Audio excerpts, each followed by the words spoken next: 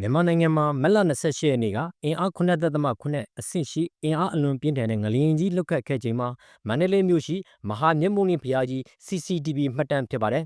။အဲ့ဒီငလျင်တန်းကြောင့်မန္တလေးမြို့နေရာအများစုပြိုပျက်သွားခဲ့သလိုလူနေအိမ်တွေတိုက်တွေလည်းပြိုပျက်သွားခဲ့တာမို့အကူအညီတွေလိုအပ်နေကြပါတယ်။အဲ့ဒီငလျင်ကြီးဟာမန္တလေးမြို့အချစ်မြောက်ဘက်12မိုင်အကွာကိုဗဟိုပြုလှုပ်ခတ်ခဲ့ပြီးနောက်စကိုင်းတိုင်းဒေသကြီးမန္တလေးတိုင်းဒေသကြီးရှိသမိုင်းဝင်ရှေးအောင်အဆောက်အုံတွေလည်းပြိုကျပျက်စီးသွားခဲ့ကြတာဖြစ်ပါတယ်။အဲဒါကြောင့်မန္တလေးတိုင်း၊စကိုင်းတိုင်း၊မကွေးတိုင်း၊ပဲခူးတိုင်း၊ရှမ်းပြည်အရှေ့မြောက်ပိုင်းနဲ့နေပြည်တော်ကောင်စီနေမြေတွေကိုအာဏာသိမ်းစစ်ကောင်စီရဲ့အမျိုးသားတဘာဝဘေးအန္တရာယ်ဆိုင်ရာစီမံခန့်ခွဲမှုကော်မတီမှမက်လ28ရက်နေ့ကအရေးပေါ်အခြေအနေကြေညာထားပါတယ်